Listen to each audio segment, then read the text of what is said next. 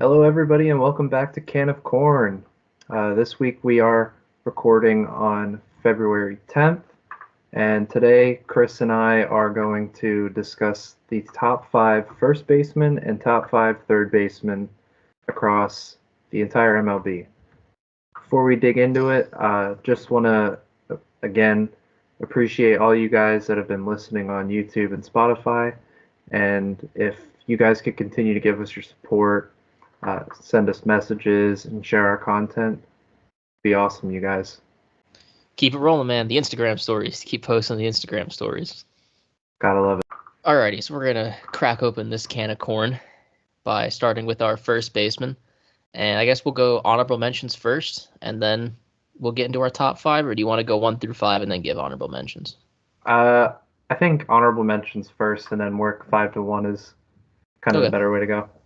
sounds good. All right, I guess I'll take us off with first. My honorable mentions from the top down are Pete Alonso, Paul Goldschmidt, and Spencer Steer. All right, and I've got Paul Goldschmidt as well, Tristan Casas of the Boston Red Sox, and Vladimir Guerrero Jr. So Steer on mine. I think Steer's the only guy that I have on my list that isn't on yours anywhere outside of Yes. Walker, but he's later. So for me, it was just his consistency that I liked. Yeah. Um, his batting average 271, that's solid, but his 356 on base percentage is very good. Still hit 23 home runs, 86 RBIs, and he had 3.0 WAR, which is pretty good WAR uh, within the position as far as I could see. Aside from your MVP candidates and stuff like that, he was doing pretty well. I don't really know what his defense is like. I don't pay a whole lot of attention to the Reds, to be totally honest. But Yeah. Yeah, he's a pretty good defender. I mean, he plays corner infield and a little bit outfield, but he could definitely hold his own at first. yeah, it pained me not to put Vlad in there, but he did not have a great season Yeah. last year, so I couldn't do it. Yeah. So I'll get into why I put Vlad in. I think he's gonna have a bounce back year. Yeah, Uh, it just we saw way too much out of him in 2021 when he finished second in MVP for him to kind of yeah, play at the same level he did last year. And I mean, even last year he had 26 home runs with 94 RBIs, so he was still getting that production. You hmm just look for him to get his batting average closer to 300. He only hit 264 this past year. yeah. Um, yeah, No, and I with definitely I agree with you that he should probably bounce back this year. He's too talented, I think, to just go into a continued slump. yeah, But yeah, no, I couldn't justify it based off of his last season. I based most of my stuff off of last season, not yeah, necessarily. So all of his numbers, with exception to RBIs, I think were lower than Steers. So I steered clear, if you will. I like the pun. We both went with Goldschmidt, and I don't think there's a lot to really discuss. He's just always a consistently good player. Yeah, I think we definitely saw his best season in 2022 where he won MVP. Yeah, So I think no matter how productive he was this year, it was gonna appear as a quote unquote down year. yeah. Um, but he still had a decent season. 25 home runs. He had only 80 RBIs, which I thought shocked me. But he did swipe 11 bags. Yeah, I think RBIs are a lot more of a team stat too.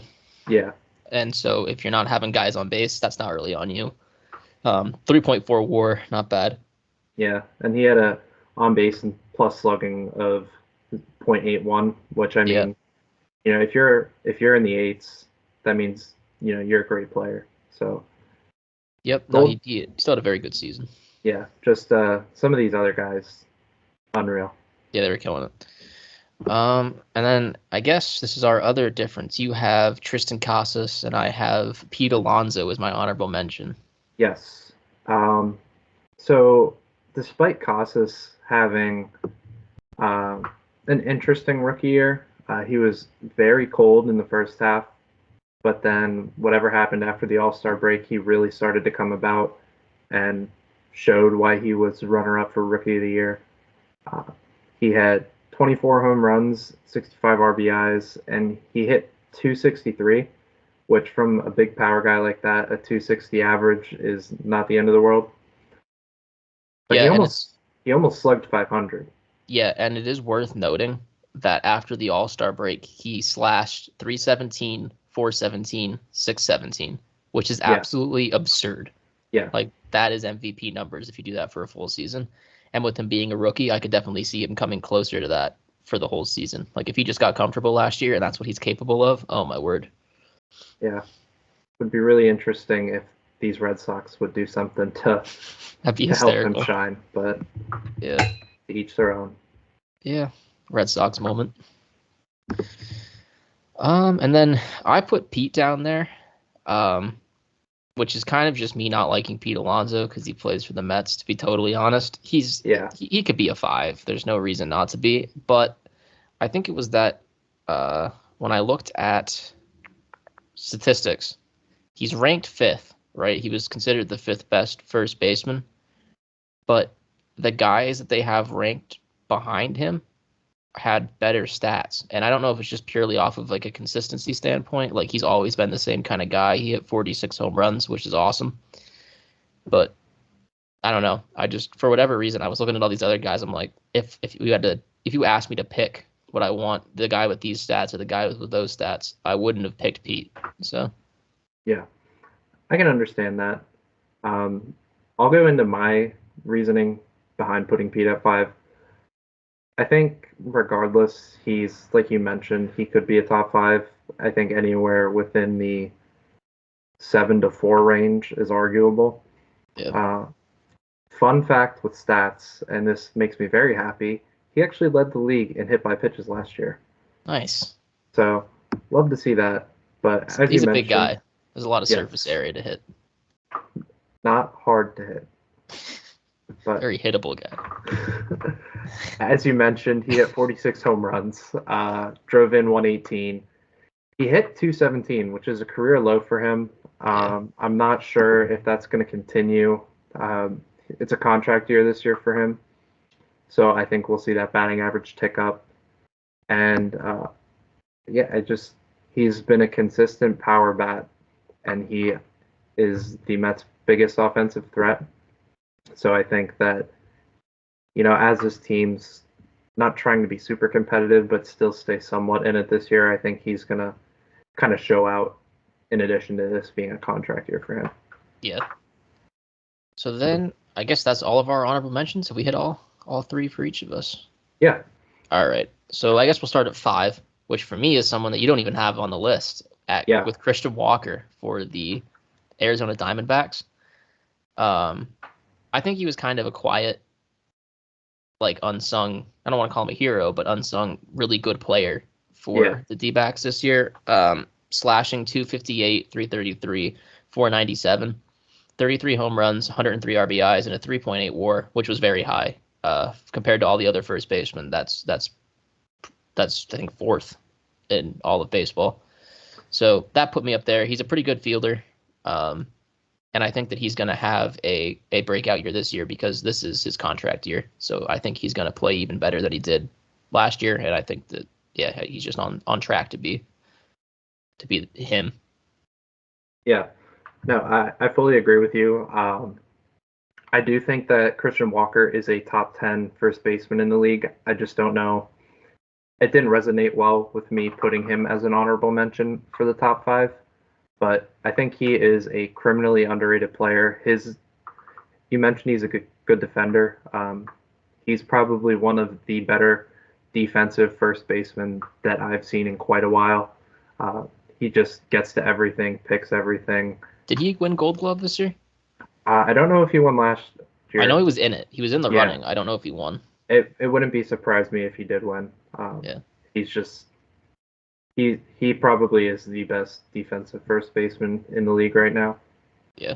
And I don't think that's really a question. Yeah, no, that's just kind of how it is. So then you're number 5, Pete, who we kind of already discussed. Yeah. But if there's anything else you'd like to add? He sucks. Pains me to put him on. Pete sucks. Pains me to actually give him shout outs, but he's too good of a player, despite how much I dislike him, to not talk about him. Yep, definitely. I agree. Number 4s.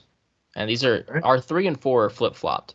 Yes. So I went Yandy Diaz at 3 and Bryce Harper at 4. He went Bryce Harper at 3 and Yandy Diaz at 4. Yes. My only reasoning is because I don't know what Bryce is going to look like on defense. I have complete faith in him as a fan, and his hitting numbers are absolutely absurd, which is why he's in the top 5 for me. Like, no matter how bad he is defensively, his numbers batting are ridiculous. Yeah.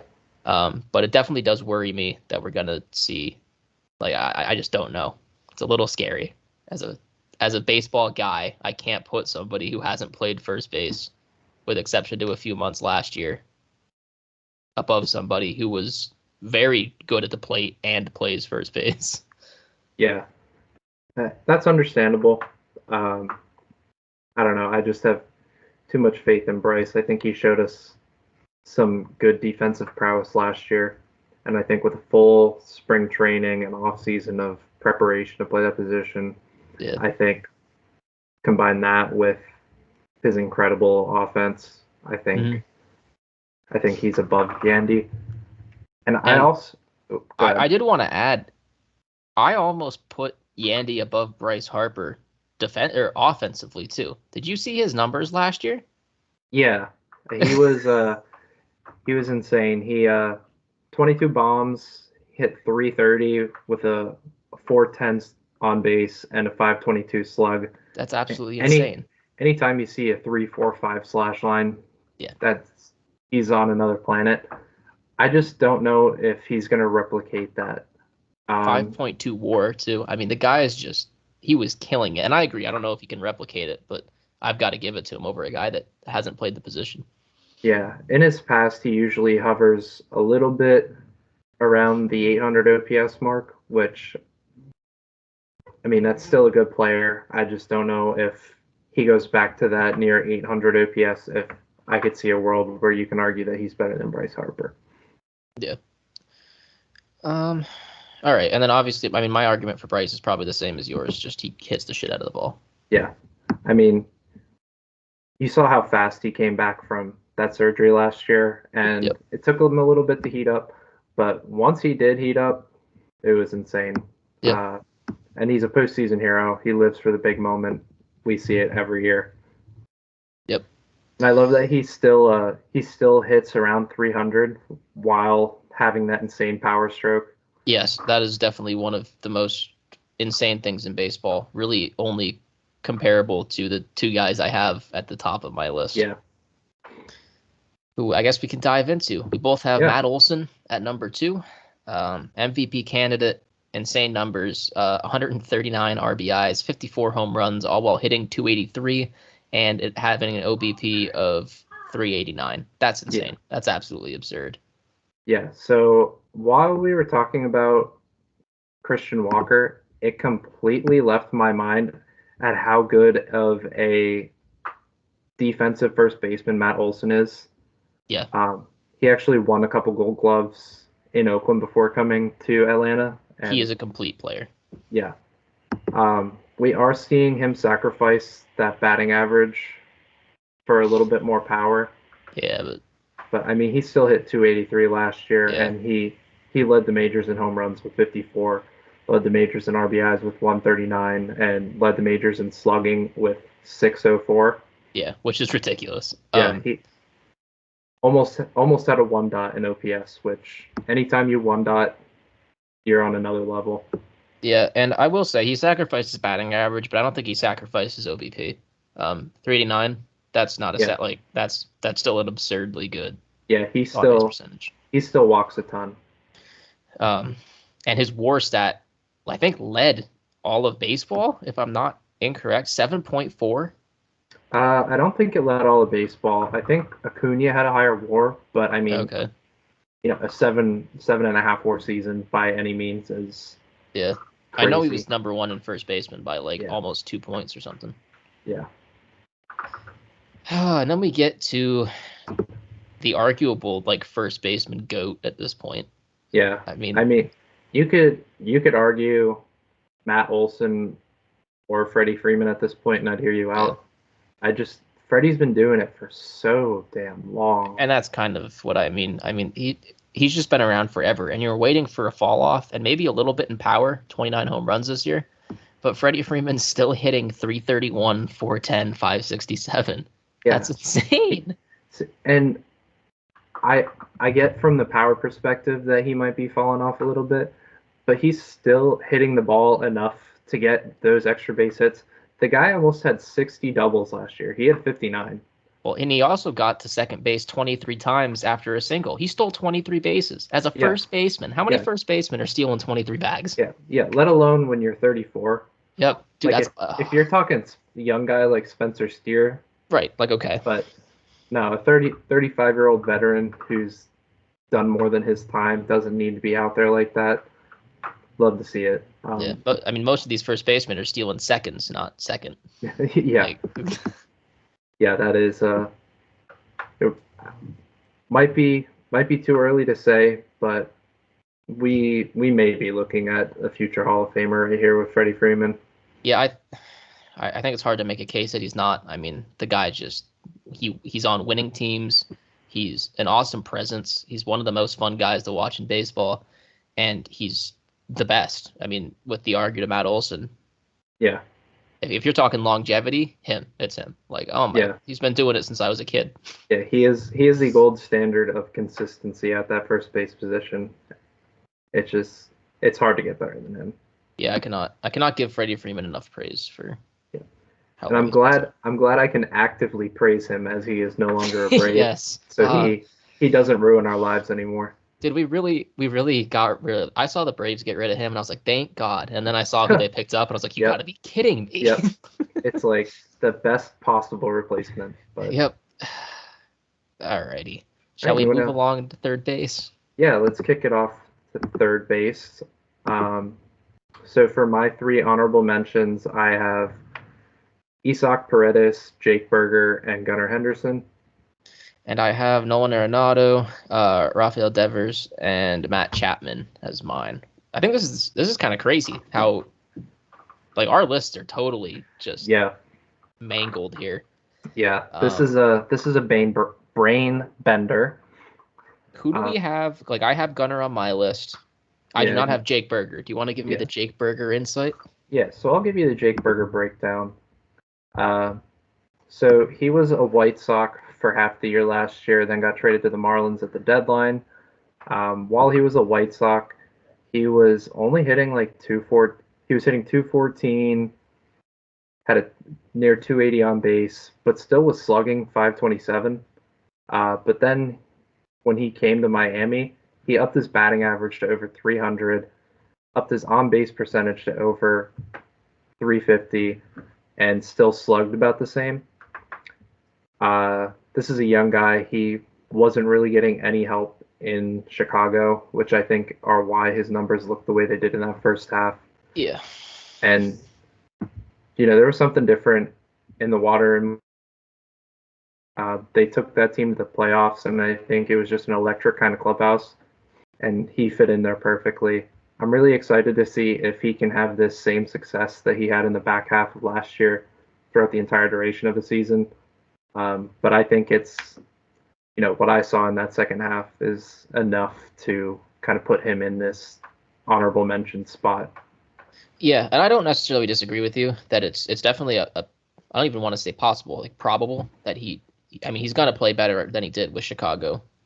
I think if you play anywhere else, it's just demoralizing to be a Chicago White Sox. Yeah. But with that being said, his numbers were so bad before he went to Miami that at the end of the season, he was still not in the top 10 offensively. I think he was 12th offensively of all third basemen. And so for that reason, I didn't throw him in there just because on one hand, it's like, listen, if you're playing baseball, you're playing baseball. It doesn't necessarily matter where. But on the other hand, it's like, dude, if I was on the Chicago White Sox, I would probably be miserable every day. So, But yeah, I can definitely see why he's in there. Yeah. Do you want to run me through Matt Chapman? He's the only guy you have that I don't have. Sure, I will go there. First of all, I predicted the Toronto Blue Jays to be a pretty good team this year. Matt Chapman was the number 7th ranked offensive third baseman. Lot of pop, or not a lot of pop. What was I trying to say? Oh, it was the beginning of the season. Beginning of the season, he went absolutely nuts. 384, 465, 687. He fell off. And some people are early season hitters. Some people are late season hitters. I just, for whatever reason, if my Blue Jays are to do well, then it means Matt Chapman has to produce. And so hopefully he does. And he's been not consistent in the sense of over the course of a season, but he's been consistently around the same numbers, which is the number 7th overall third baseman just about every year. So I just kind of figured I'd keep him in the mention because maybe he does have a crazy year or something. Yeah, and I do think his defense helps kind of carry him into any sort of top whatever player at that position. He is an otherworldly defender. That's going to be said a lot because some of these third basemen are just absolutely incredible. And it is crazy that these like third base has so many good defenders that are still good hitters. Yeah. Like we don't see that with a lot of other positions. Yeah, I mean there are definitely some guys like Ryan McMahon and Ke'Bryan Hayes who they are arguably the best defenders at the position, but they just don't have the offensive consistency that we see these other good defenders have. Yeah. Okay. I think that's it for our honorable mentions that differ. Yeah. So let's get into where do you want to start? Yeah, I'll start with my 5. Okay. So at my number 5 spot, I have Rafi Devers of the Boston Red Sox.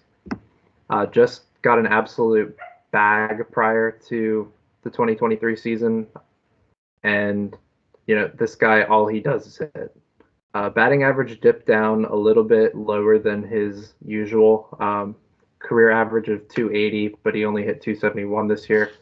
But he still did hit 33 bombs, drove in 100, and had an OPS of 851. I think his defense brings him down a little bit, but I can't envision him being a third baseman much longer. I think it's only a matter of time before they make him their permanent DH. Yeah, and I did want to note, and this is only because I did a statistics project on baseball, the drop from 280 to 271 is approximately 5 hits over the course of the full season. That's so when you put crazy. it into perspective like that, like it's not that big of a deal. It's once you start dropping like 20 points as a batting average, it's like, okay, something's wrong. So yeah, that it's funny because I look at it and I think the same thing. I'm like, all right, well, whatever. But if you think about it, he played in 150 games, right? Ish, we'll say. Yeah. You get 3 to 4 at bats a game.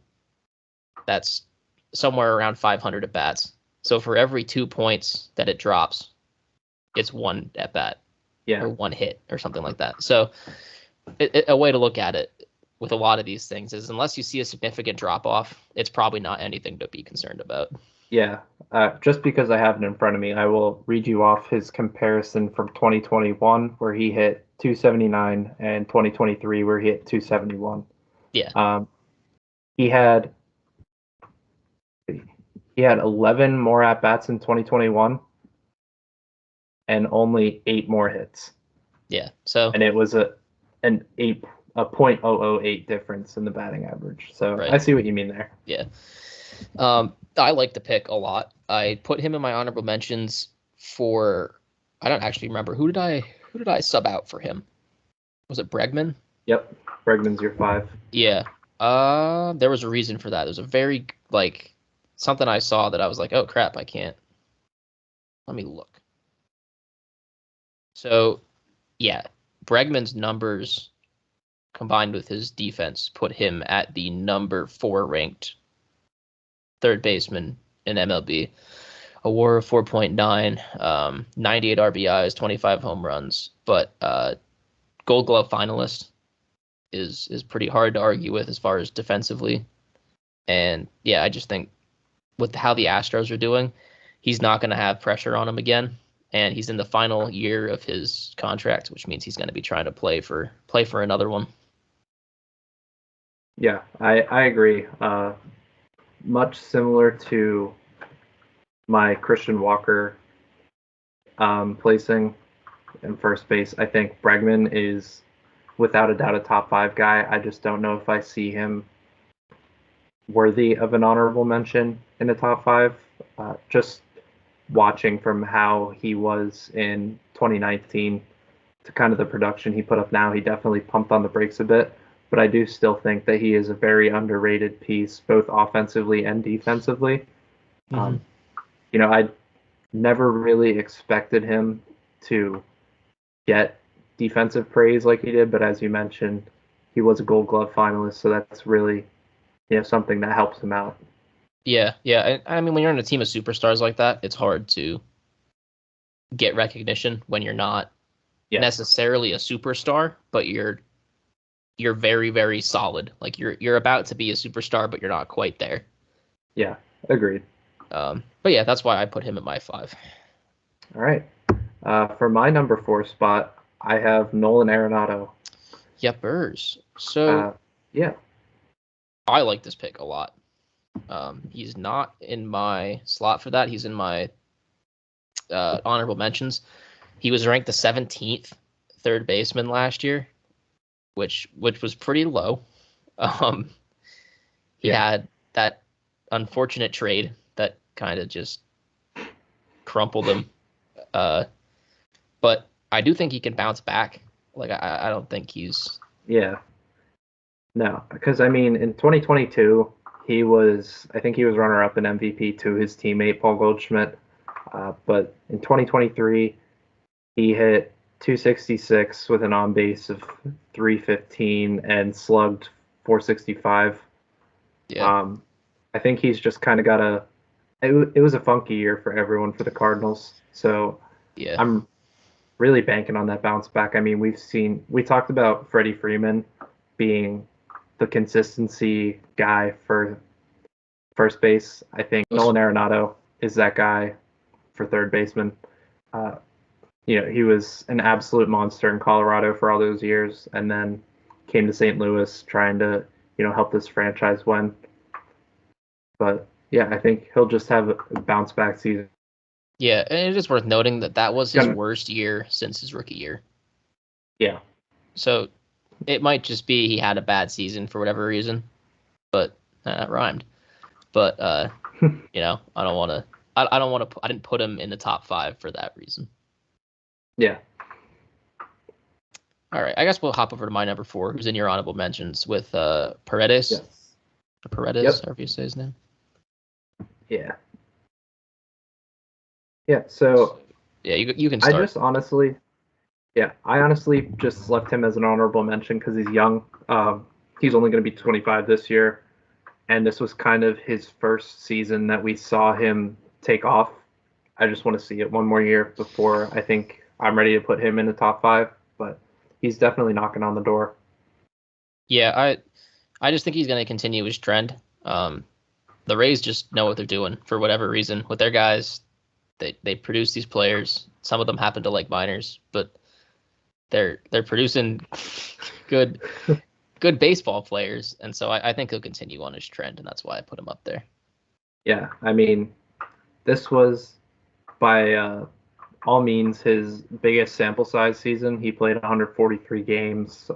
He hit 250, on base 352, slug 488. Um, Yeah, wish his on base was a little bit higher. I think if we saw a little bit more walks out of him, that would be great. But really, that's my only big gripe with him.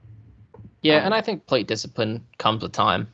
I mean, yeah, sometimes you see a guy like Castellanos who just never has it, but I I think hopefully he'll grow into that fit. And if I'm not mistaken, he plays all over the infield, doesn't he? Or did play all over the infield. I know when he was a prospect with Detroit, he kind of played all over the infield, but now I think he's really just a corner DH guy. Yeah. But just as far as defensively, I mean, if you can play those other positions, you're going to be a good defender, I would assume. Yeah, and 31 home runs as a 24-year-old last season, It's I bound to That's tick awesome. up even more. So I love that from him. Just like I said, I need to see him do it one more year, and then I Yep. think he's definitely top 5 worthy. Alrighty, All right. your number three, who I don't have on my list. Yeah, I was shocked to see that. I Uh, It hurt me not to do it, to be honest. yeah. So my number three is Manny Machado of the Padres. Uh, this guy, much similar to Nolan Arenado, has been doing it for such a long time, so consistently, but also had a weird year. Um, Manny's got a lifetime average of almost 280, and he hit under 260 this year.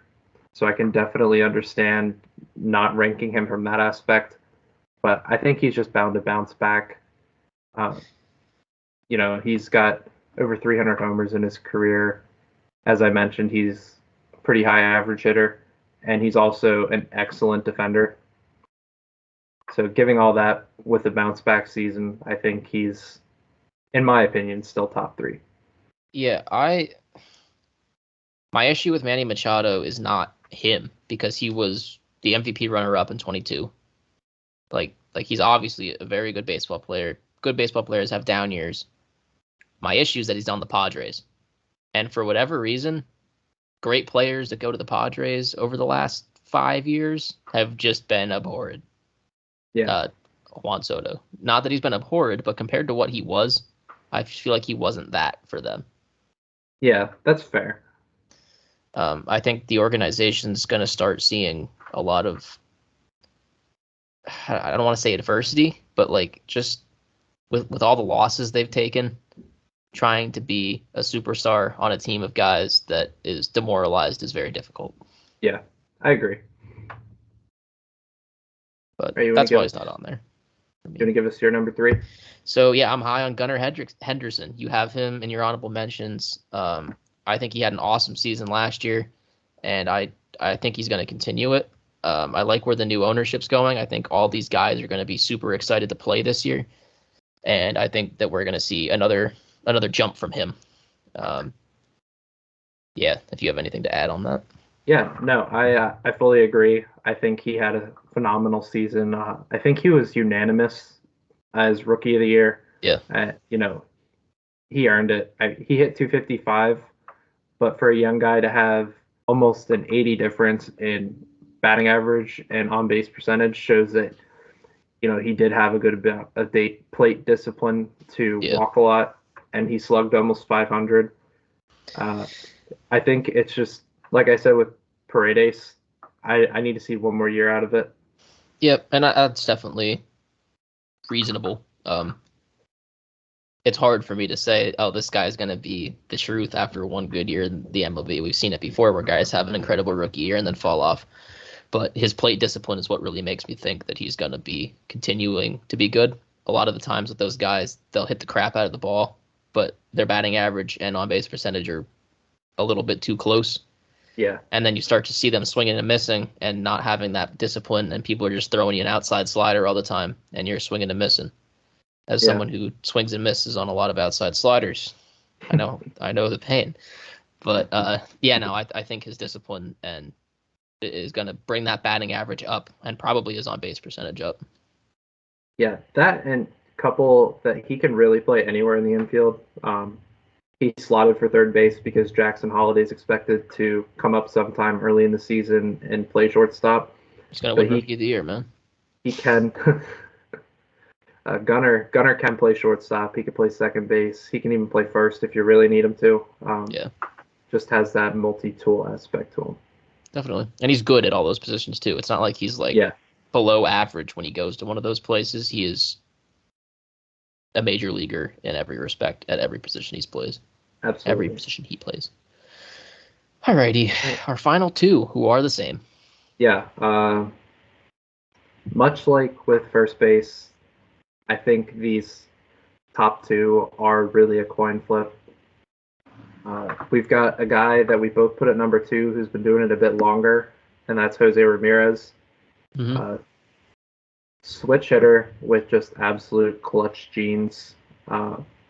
He hit 24 home runs last year, so that dipped a little bit lower than what we've seen from him in the last couple of years, but still hit 280, 356 on base with a 474 slug, and he's just I don't. There's something that you feel when you watch this guy that really can't be put into numbers. It just kind of he passes the eyeball test on every single level. Yeah, no, I agree. And something that's not to glass over: 28 stolen bases as a third baseman. Yeah, That's a pretty high number for a guy who's been in the league a while. yeah, no, absolutely. He's going into his age 31 season this year, and he is the backbone of that Cleveland Guardians team. Uh, he is one of the few bright spots in that team right now. Yeah, no kidding. But yeah, I can't think of anything else to really say about him. Just he's always been there, still going to be there, and I don't see him slowing down in the next year or two. So Yeah. And that brings me to Austin Riley, who you also have as your number one. Yeah. I think he doesn't get the recognition of being the best in his position because you have Matt Olson and you have Acuna. So then it's like, I don't know. And it's such an offensive powerhouse of like team that is just kind of like gets put to the side burner because his numbers compared to all of them aren't that crazy, but his numbers compared to other third basemen are pretty crazy. Yeah. He hit 280, which as a third baseman is insane. He had a 345 on base with a 516 slug. So, he's obviously elite offensively. Almost 40 bombs with 37. I was going to say 37 home runs is no joke. But yeah, I think this guy, he's a real deal. He's had good seasons in the past, but I think he's just continued to gradually work his way up this top five, and now he finally found himself at that number one spot. Definitely. I don't know if this is unfair to say, but would you agree that of all the positions in MLB right now, third base might be the weakest? Depends on how you look at it. I think if you are looking at it as outfield being one spot, then I would say either third or second base is probably the weakest. Yeah, but with Mookie Betts at second now? Yeah. I still don't the I think the top 5 for second grades out well. Yeah. But the top 10 compared to like top 10 third baseman doesn't. Mm-hmm. And I think that's what I mean, the drop off. Like from Austin Riley to a normal third baseman, like say Alec Bohm. Yeah. Is not as steep as it is from Mookie Betts to an average second baseman. Yeah. But like I said, if you're grouping outfield just all together as one, I do think it's probably third base then. But if you're left counting, field. it's left field. Yeah. So since we got a good amount of time on this podcast, we are going to introduce a new segment called the Sorting Bat. Chris came up with that one. Thought it was a great name. So yeah, I'll do a little bit of explanation. This was technically Dylan's fiance's idea, I guess. Yeah. Shout out Dominique. We're sorting MLB players into Hogwarts houses. So instead of the sorting hat, it's the sorting bat. That's this little play on words we have going on. And for the most part, Dylan's just gonna kind of name players, and we're gonna say what Hogwarts house we think they'd be in. So yeah. So for background purposes, I will read off the definitions of kind of characteristics that are associated with each Hogwarts house, the 4 houses being Gryffindor, Hufflepuff, Ravenclaw, and Slytherin. And then after I go through those kind of general personality traits associated, I'll kind of explain how I think they have some underlying baseball traits that we use to associate a player with the house. So typically, Gryffindors are thought to be courageous, brave, and determined. I thought this was kind of the baseball equivalent to being clutch and, really being relied on for your team for success. Hufflepuffs usually have strong morals, they're loyal, and they're a jokester. So I saw that as being loyal to a franchise or kind of being a great clubhouse presence. Ravenclaws are knowledgeable, overachievers, and have a knack for learning. So I just see these being the baseball equivalent of having really good scouting, being smart, or finding some way to elevate your game when various aspects aren't the same. And Slytherins are viewed as ambitious, shrewd, or reputation driven. Really, for baseball players, I think this comes down to being the villain, or if you get a bad rep for something that you've done in your past. So, yeah. Alrighty, let's get into it. Yeah, so I'm kind of going to go with some layups here so people can see our thought process behind this. First, for our Gryffindor layup, I have Bryce Harper. And this Bryce Harper works really well for an example because to Philadelphia, Bryce Harper is the Gryffindor stereotype. Before Bryce Harper was in Philadelphia, he was a Slytherin, 100,000%. He was the villain of the league. He was arrogant. He was like everything you don't want to see in a young baseball player, Bryce Harper was. And then you sort of see him transition out of that. So you kind of get a 2-for-1 with him as far as being both the villain early in his career and being more of a hero at the end. Yeah, absolutely. And like I said, that clutch factor really, absolutely, I think, makes him a Gryffindor. For our Hufflepuff layup, I've got Derek Jeter. Talk about loyal to a franchise. He is just so beloved by any Yankee fan. And I don't think really much else needs to be said. He's a captain. My layup for Hufflepuff was going to be Anthony Rizzo. Not necessarily for his loyalty to a program, but just his persona. Like, people love him, and he's kind of a goofball, and he played an entire season concussed. That's like the most Hufflepuff thing I could think of. Yeah, so. That's great. For Ravenclaw, I have the Rays front office. We mentioned how they just tune out good players out of nowhere. Just shows how really smart and analytical they are in finding various players and transforming them into elite players. Definitely. And I think as far as like player perspective, if we're looking at trying to put one of them in that house, it's going to be like pitchers, I would say, predominantly, because that's probably the smartest position, is knowing like what you're going to throw, how you're going to throw it, who you're going to throw it to. Yeah, and even just developing pitches to throw. Yep. Yeah, and then for our obvious Slytherin, I have Jose Altuve, the buzzer boy. Yep. The Astros program as a whole. Yeah. Just he's going to be looked at differently his entire life for the whole scandal, whether you like it or not. But yeah, definitely. Agreed. I have the same one for Slytherin. So yeah. And then just we'll do another round of people. I think Roberto Clemente is a pretty obvious Gryffindor for his heroism. Died in a plane crash. They still love him over there. Oh, yeah. Like, he is their guy. Yeah. That's all that really needs to be said about him. Yep. And then for Hufflepuff, I have Kutch. Much similarly to what you said with Rizzo.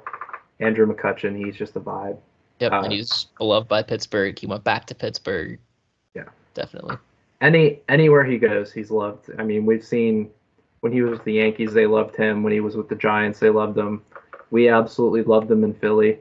Yep. And even for his stint in Milwaukee, the guys went crazy for him there. Yeah, definitely. Yeah. All right. Yeah. For our other Ravenclaw, I have Trevor Bauer. Because when the whole sticky substance with pitching was going down, he tried to bring it to the attention of people. Kind of I don't want to say be a bell ringer, but to make sure everyone was on the same playing field. And when nothing was done about it, he said, all right, screw you guys. I will go and make the best sticky substance that's ever been seen. And that's how he elevated his game, really, to pitch that Cy Young in 2020. Right. I agree. And he's definitely edging into the Slytherin category. But I like it. Yeah. And then Barry Bonds is a very obvious Slytherin. You think? I think just from the aspect of getting a bad rep for no reason. That's true. He also, from what I hear, the teams that he played on, everyone hated him. Oh, okay. like teammate wise, I forgot about this. I just read an article on it, but that most of his teammates did not like him, which is absurd because you would think everyone would love the guy that's hitting the crap out of the ball. Yeah. But if you're arrogant or whatever about it, then I guess that would make sense. And obviously the juicing scandal, but everyone was juicing, so Yeah. it's like, really, does it? Yeah, that's why I kind of seemed it more as getting a bad rep than being the villain, because Yeah. everyone was doing it. He was just the guy that was exercising it to its fullest, Yep. And I firmly believe he should be in the Hall of Fame. as do I. Everyone was doing that at that point in time. He won 3 MVPs before he was on roids. Like, the guy's a Hall of Famer, and everyone knows who he is. He's like Babe Ruth at this point. Like, he's legendary. Yeah. And it's absurd to keep him out of something like that. Yeah. It's just a bad look when you have the all-time leader in home runs not in your Hall of Fame. Yeah, definitely. Thank you, everybody, for listening to this episode of Can of Corn Podcast. As always, we thank you for the listen, and hopefully you guys are subscribed. And if you aren't by now, then go ahead and subscribe now because we appreciate that. It lets us know how interested you guys are in our content. And speaking of which, if you guys have any sort of suggestions, please let us know. DM the account, DM our personal accounts, whatever you guys want to talk to us about, or you would like us to talk about. It's very appreciative. I think we have about a month until the season starts. Yeah. So most teams' truck day was actually yesterday, February 9th. So that's them loading the truck and getting it on the road for spring training. So spring training should start up within the next week or so. So yeah, we'll have a lot more exciting content to talk about, new content to talk about. And I've tossed around an idea of doing a Philly Friday. So on Friday, we'd post an episode sort of recapping the week of the Phillies play. That'll probably be more of a regular season thing, but something to look forward to. And let us know if you have any suggestions. Share this wherever you want to share it. We always appreciate it. And as always, go Phils. Absolutely. Go Fightins. Thank you, everybody.